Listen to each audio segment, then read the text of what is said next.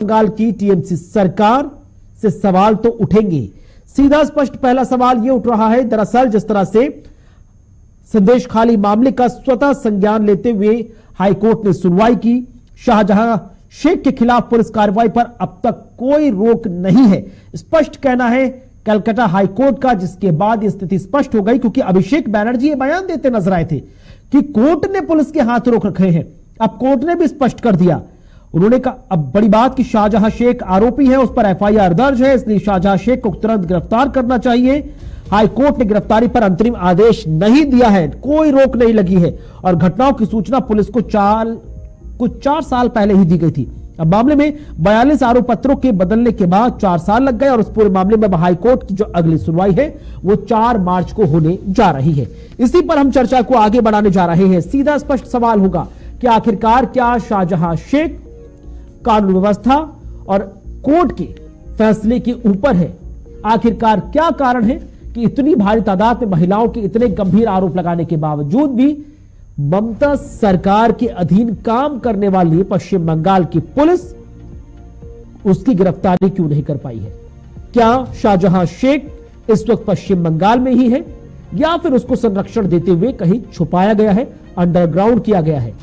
इसी पर हम चर्चा को आगे बढ़ा रहे हैं। 3 बेहद खास मेहमान हमारे साथ जुड़ रहे हैं। आशुतोष झा हैं भारतीय जनता पार्टी से, हमारे साथ तृणमूल कांग्रेस से प्रवक्ता स्वपुरोहित जी हैं, साथ ही साथ कांग्रेस पार्टी से स्वामीनाथ जायसवाल भी हमारे साथ जुड़ रहे हैं। आप सभी का बहुत बहुत स्वागत हम करने जा रहे हैं और इस चर्चा में सीधा स्पष्ट पहला सवाल स्वपुरोहित जी आपसे, क्योंकि पश्चिम बंगाल में जिस तरह के प्रोटेस्ट होते नजर आ रहे हैं, अब तो आप ही की पार्टी के नेता भी सुरक्षित नहीं है, लगातार महिलाओं का आक्रोश का सामना उनको भी करना पड़ रहा है। सीधा स्पष्ट सवाल ये उठता है, क्या शाहजहां शेख कानून व्यवस्था या कोर्ट के ऊपर है जो अब तक उनकी गिरफ्तारी नहीं हो पाई है?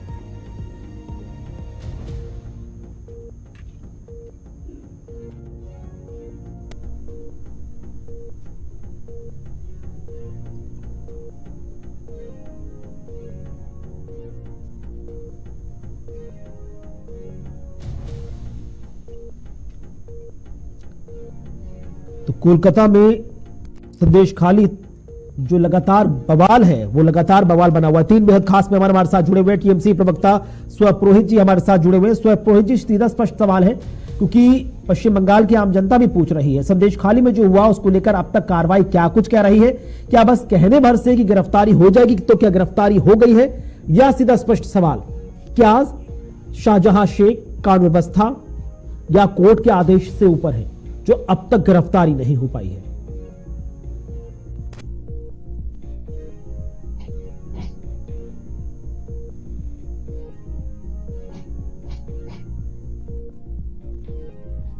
शायद उन तक आवाज नहीं पहुंच पा रही है। ठीक है, मैं सीधे लौटूंगा आपके पास। लेकिन आशुतोष झा जी, भारतीय जनता पार्टी की भी जो फैक्ट फाइंडिंग टीम है वो पहुंची है पश्चिम बंगाल के संदेश खाली में।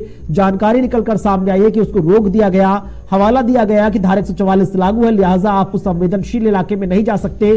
टीएमसी नेता भी आरोप लगाते हुए नजर आए कि भाई बीजेपी की जो दरअसल वो केंद्र सरकार की ना होकर बीजेपी के कुछ नेता हैं जो पूरे इलाके में और ज्यादा सेंसेशनलाइजेशन करने के लिए आए हैं और ज्यादा स्थिति को बिगाड़ने के लिए आए हैं।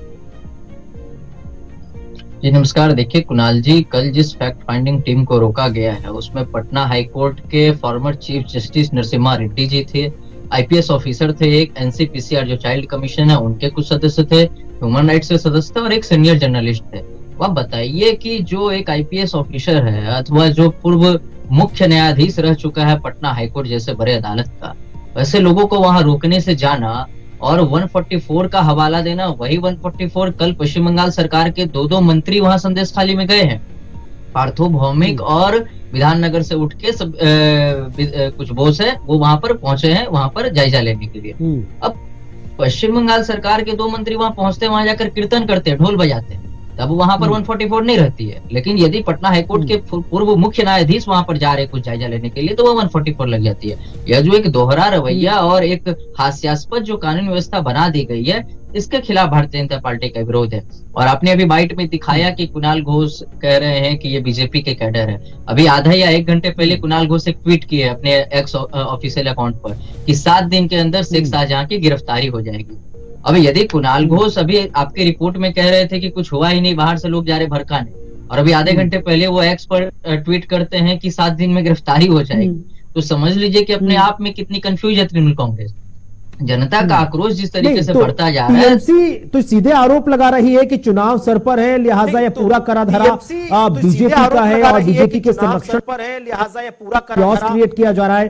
जब के संरक्षण के तहत वहां पर और ज्यादा कियोस्क क्रिएट किया जा रहा है, जब पूरी सिचुएशन को हम शांति से डील कर सकते थे, तो इतना बड़ा बवाल विपक्ष के तौर पर बीजेपी क्यों कर रही है?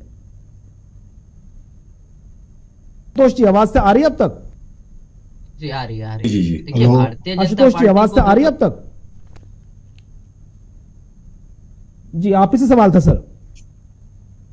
मैं कह रहा हूं कि भाजपा को तो 2 करोड़ 28 लाख वोट दिया है जी, पश्चिम बंगाल के लोगों ने, तो भाजपा तो अपना विपक्ष का धर्म निभाएगी ही।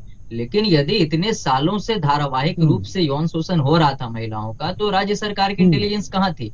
आज तो एफआईआर की है ना शेख शाहजहां के खिलाफ, तो मतलब है कि कुछ ना कुछ हुआ, तो इंटेलिजेंस कहाँ पर थी? वहां का लॉ एंड ऑर्डर कहाँ पर था? कितने दिनों से नहीं पकड़ पाए? मतलब आप यौन शोषण करें और विपक्ष वहां पर जाकर अपना गणतांत्रिक रूप से आंदोलन ना करे, ये कहाँ की व्यवस्था है? ये कहाँ का राजनीतिक? स्वयं जी हमारे साथ जुड़े हुए तृणमूल कांग्रेस से प्रवक्ता है, ज्यादा बेहतर ढंग से बता सकते हैं। स्वयं जी, सीधे पश्चिम बंगाल की आम जनता सवाल कर रही है कि भाई आखिरकार क्या कारण है कि शाहजहां शेख अब तक गिरफ्तार नहीं हो पाया है? अब तो एफआईआर दर्ज हो चुकी है। अभिषेक बैनर्जी ये बयान देते नजर आए कि भाई कोर्ट ने हाथ बांध दिए थे पुलिस के, कोर्ट ने भी स्पष्टीकरण दे दिया, अब भी आपको एक हफ्ता लग रहा है। तो क्या जानबूझकर बीजेपी जो आरोप लगा रही है कि शाहजहां शेख को संरक्षण प्राप्त है ममता सरकार का, और अगर वो हत्या लग गया तो कई खुलासे हो जाएंगे, लिहाजा ऐसे करके जानबूझकर बचाया जा रहा है? स्वयं जी ये देखिए आपको मैं एक अपनी स्क्रीन के ऊपर में आप अपने दर्शकों को जूम करके दिखाइए, कोर्ट ऑर्डर की कॉपी है। ये कोई तृणमूल कांग्रेस के पार्टी ऑफिस से निकला हुआ कागज नहीं है। कोर्ट ऑर्डर आता है, हाई कोर्ट का ऑर्डर है। इसमें क्या लिखा हुआ है क्लियर आप देखिए, ठीक है। 17 जनवरी का जो ऑर्डर था, shall remain stayed until further order, इसके अंदर में it goes without saying that the West Bengal state police cell also be restrained from the proceeding with the investigation in the case. उनको रोका गया है हाई कोर्ट द्वारा, और 7 तारीख को और 8 तारीख को वहां पे ये एक जो भी प्रकरण शुरू होता है दोबारा संदेश खाली में, वो 8 तारीख से शुरू होता है। तो आपको ये समझना है कि एक किस तरह से एक सिंडिकेट, एक नेक्सस। देखिए मैं ये नहीं कहता हूं कि वहां कुछ गलत नहीं हुआ, जो भी गलत हुआ है आरोपी जेल में जा रहे हैं और कोई भी आरोपी बचेगा नहीं। वो चाहे तृणमूल कांग्रेस का कार्यकर्ता हो, तृणमूल कांग्रेस का नेता हो, कोई भी व्यक्ति की कोई भी क्षमा नहीं है तृणमूल कांग्रेस में। मगर जिस तरह से इस प्रकरण को एक राजनीतिक रूप दिया जा रहा है कि संदेश खाली में जो हो रहा है, भाई कहीं भी कोई घटना दुर्घटना होती है तो हम उसके खिलाफ है, सरकार अपना काम करती है। मगर देखिए आप जनता को किस तरह से गुमराह किया जा रहा है पश्चिम बंगाल की, कि हाई कोर्ट में संदेश खाली के अंदर में कि कलकत्ता वेस्ट बंगाल पुलिस को स्टॉप किया जाता है हाई कोर्ट के द्वारा, और हाई कोर्ट का ऑर्डर है कि पुलिस कोई भी कार्रवाई नहीं करेगी शाहजहां शेख के खिलाफ में। ये हाई कोर्ट का ऑर्डर है, और उस हाई कोर्ट के खिलाफ में जब पश्चिम बंगाल की आदि तो आदेश के खिलाफ नहीं जा सकते। क्लेरिफाई कर दिया ना पुरोहित जी, हाई कोर्ट ने क्लेरिफाई कर दिया कि भैया ऐसा कोई ऑर्डर नहीं हुई है। और दूसरा मेरा स्पष्ट सवाल है पुरोहित जी कि आखिरकार जब चीजें बेहतर ढंग से, ऑर्डर का कागज आप सुनिए, ये आप अपने दर्शकों को दिखाइए और इसको सच्चाई जो भी है, दूध का दूध और पानी का पानी। ये ऑर्डर आई एक no can I1 of 2024 MAT 169 of 2024 is disposed of। ये ऑर्डर की कॉपी है। आप बोलिए तो मैं आपके चैनल में इसकी कॉपी पूरी भिजवा देता हूं। भारतीय जनता पार्टी के कार्यालय में बोलिए किसको भेज दिया, मैं भेज देता हूं, सीपीएम को भी भेज देता हूं, कांग्रेस नहीं, वो अवेलेबल है। मेरा बार बार बोलने का मतलब है कि ये जो कागज है, केंद्र सरकार की फैक्ट फाइंडिंग टीम है, उसको ग्राउंड जीरो पर जाने की परमिशन स्टेट गवर्नमेंट क्यों नहीं दे रही है? जब टीएमसी पार्टी के कैबिनेट मिनिस्टर वहां पर जाकर चीजों को डील कर सकते हैं, देख सकते हैं, एनालाइज कर सकते हैं, तो जो केंद्र सरकार की फैक्ट फाइंडिंग टीम है उसके लिए धारा 144 की बात क्यों सामने आई? देखिए फैक्ट फाइंडिंग कमेटी जाती है, जाइए, कोई नहीं रोकता है। फैक्ट फाइंडिंग कमेटी गई है, गवर्नर भी गए हैं, और जो भी देता, देखिए 144 लगा दिया गया था वहां पे। जिस समय कुछ दंगे हुए आदिवासी गुटों के बीच में, वहां दंगा 8 तारीख को जब भड़कता है, उसके बाद में वहां पुलिस ने 144 लगा दिया। 144 का मतलब आप समझिए कि कोई भी राजनीतिक व्यक्ति वहां जाकर के अगर अपने वहां पे कुछ भी तरह के कुछ जिम्मेदारी किसकी होती है? अगर पुलिस प्रशासन ने वहां 144 लगाया था, फिर उसके बाद में आज शाहजहां शेख के खिलाफ एफआईआर अगर दर्ज हुई है तो वो व्यक्ति गिरफ्तार होगा। और जो भारतीय जनता पार्टी वामपंथी मचा रहे हैं, इनको पश्चिम बंगाल को सिर्फ डिस्टर्ब रखना है। 2021 का जो चुनाव पश्चिम बंगाल में भारतीय जनता पार्टी हारी, और ये 2024 का चुनाव पूरे देश में, मैं आपको दावे के साथ कह रहा हूं, ये संदेश खाली को मुद्दा बना के, आपकी आवाज हम तक नहीं पहुंच पाई है। लौटूंगा आपके पास, समझने का प्रयास करेंगे कि आखिरकार अब अगला बड़ा कदम क्या होगा, कैसे उन महिलाओं को इंसाफ मिल पाएगा। और यहाँ छोटा सा ब्रेक ले रहा हूं और ब्रेक के बाद लौटेंगे तो कांग्रेस से भी सीधा स्पष्ट सवाल है। कई मुद्दों को लेकर कांग्रेस पार्टी टीएमसी को सवालों के कटघरे में खड़ा करती थी, लेकिन अब संदेश खाली के इस पूरे मामले पर चुनाव को देखते हुए उसके साथ क्यों नजर आ रही है, चुप क्यों है। छोटा सा ब्रेक, जल्द हाजिर होंगे। आप देखते रहे हमारी ये राजनीति इस पर जमकर हो रही है, उसी पर हम चर्चा को आगे बढ़ा रहे हैं।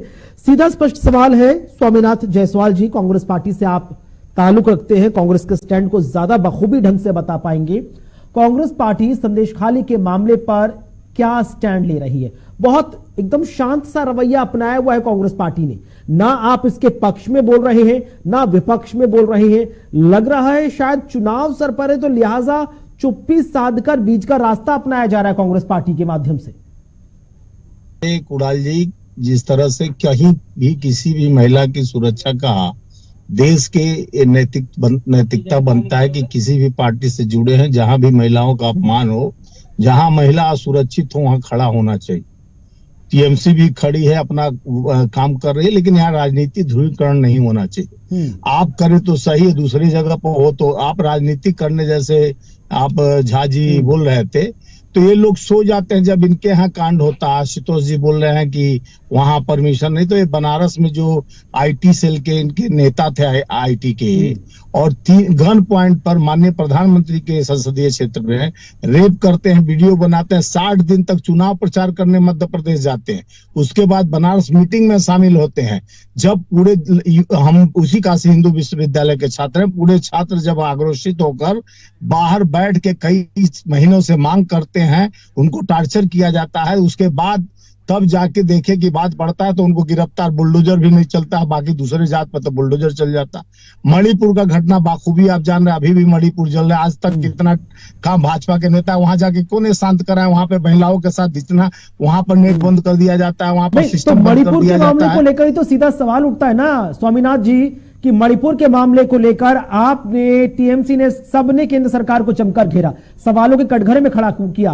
पीएम मोदी ने जो संसद के सत्र से आगे जो कुछ सेकंड की जो बयान दिया, उस पर भी आपने घेरा, हमने भी सवाल किए। लेकिन जब संदेश खाली का मामला है तो भी फिर आपको किसी बुलंद आवाज में बोलना चाहिए, सरकार से सवाल खड़े करने चाहिए। इससे काम नहीं चल जाएगा कि हम महिलाओं की सहानुभूति के लिए उनके साथ खड़े हैं। देखिए, आज हाई कोर्ट जैसे बोल रही है फटकार लगाई, लेकिन वही हाई कोर्ट ने रोक लगा दिया था। तो जैसे हमारे ये मित्र प्रवक्ता टीएमसी के बताए हैं कि इसमें क्या लॉज लगाकर किस तरह से रोका गया। ये लोग तो लगातार गिरफ्तारी करना शुरू कर दिए हैं, गिरफ्तार भी हो रहे हैं। और मणिपुर में कितने गिरफ्तारी हुए, कितने कहाँ हुआ, बनारस में गिरफ्तारी 60 दिन बाद हुआ। तो यहाँ अभी तो राजनीति ध्रुवीकरण नहीं होना चाहिए, इस पक्ष में सभी दल को खड़ा होना चाहिए कि महिला का जहां अपमान हुआ है, भाजपा भी खड़ा हो, टीएमसी और कांग्रेस, सारे दल जितने हैं देश के, खड़ा होकर न्याय के लिए मांग करना चाहिए। जो अन्यायी है, जो गलत किया है, उसको उठा के अंदर रवैया अपनाना है तो फिर आपको भी सवाल करना चाहिए था। लेकिन स्वयं पुरोहित जी, सीधा स्पष्ट सवाल है कि अब महिलाओं के आक्रोश से आप टीएमसी के नेताओं को कैसे बचाएंगे? जो तस्वीरें निकलकर सामने आ रही हैं, जगह जगह प्रोटेस्ट हो रहे हैं, घरों को आग लगाई जा रही है, टीएमसी के नेता टारगेट हो रहे हैं, उन नेताओं को अब कैसे आगे बचाएंगे? और अब अगला स्टेप क्या है?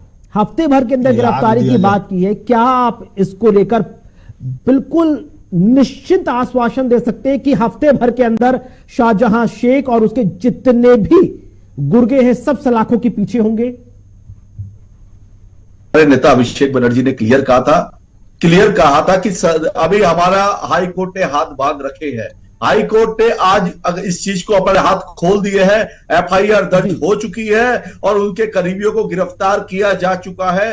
और भी जो लोग हैं, जो भी मेन मुख्य आरोपी है, तो कानून अपना काम कर रहा है। मगर बात देखिए, पश्चिम बंगाल को किस तरह से बदनाम करने के लिए देखिए सरकार क्या करती है। कल हमारे मंत्री गए वहां की किसी ने कहा कि हमारी जमीन दखल हुई है, तो कितने लोगों की जमीन उनको वापस दिलवाई गई है, इसकी कोई चर्चा नहीं करेंगे। इसके लिए नहीं हो पा रहा है। वहां पे सुजीत बोस गए, वहां पे भारतीय जनता पार्टी के कुछ लोग कुछ महिलाओं को स्लोगन लगा के खड़े हो गए। तो ये जो चीज है, ये जो एक एजेंडा बनाया जा रहा है, इसका विरोध है। जैसा कि हमारे मित्र ने, कांग्रेस के प्रवक्ता ने कहा कि बीएचयू में 60 दिन के बाद गिरफ्तारी हुई, एक बच्ची का बलात्कार होता है बीएचयू के अंदर में, भाजपा का आईटी सेल का कर्मी करता है। आज मध्य प्रदेश में जो होता है, तो हमारी पुलिस, सुनिए, हमारी पुलिस